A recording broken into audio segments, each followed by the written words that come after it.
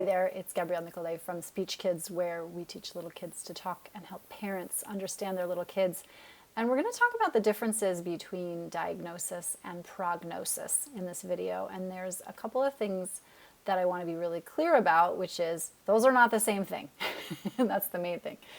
And that might seem really obvious, but sometimes what happens is we get a diagnosis, we the parent receive a diagnosis for our child, and it takes us down this rabbit hole of, oh my God, this means fill in the blank, right? My child will never fill in the blank, do all of the things that we want our child to do.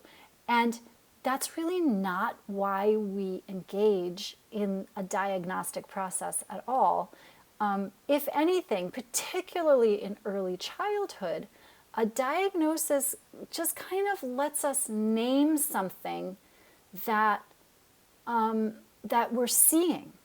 It's just a way of putting a label on a collection of behaviors and symptoms that we're seeing.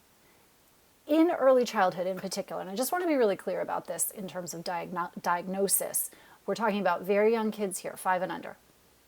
Diagnosis is really flexible at this point much of the time.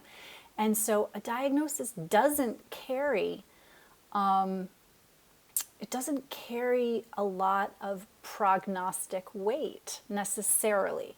Now, if we're talking about genetic syndromes and we're talking about real kinds of medical things, yes, okay, that's kind of, it's in a different category.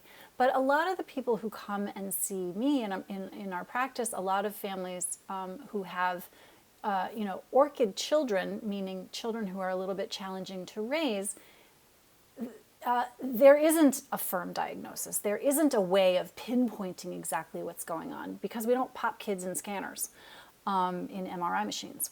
We don't do it right now. And so we give a name because it's kind of useful some of the time, maybe, but it doesn't have a lot of weight in terms of thinking about the future. And that's the prognosis part of it, right?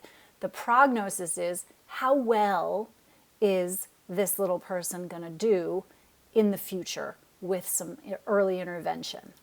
And the prognosis is much more driven by progress over time than any kind of label that we're going to put on a child. And so I'm getting a little wonky here, but I just really want to separate out those two things as related but not the same. And the diagnostic part of it really doesn't have a lot of prognostic value in early childhood. The thing that tells us the most is progress in therapy over time. And it's only kind of in looking back that we can see sort of how far a child has come. So something to chew on, something to think about. It's not that a diagnosis is not valuable. It can be. It can help families access services that otherwise wouldn't be available. It can help families come to terms with what they've been seeing and not understanding.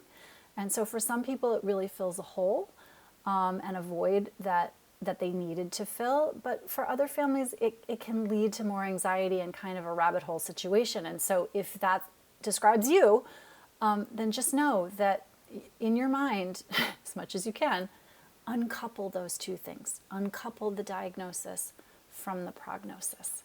And talk to your, whichever therapist you are working with, talk to them about what they think the prognosis is.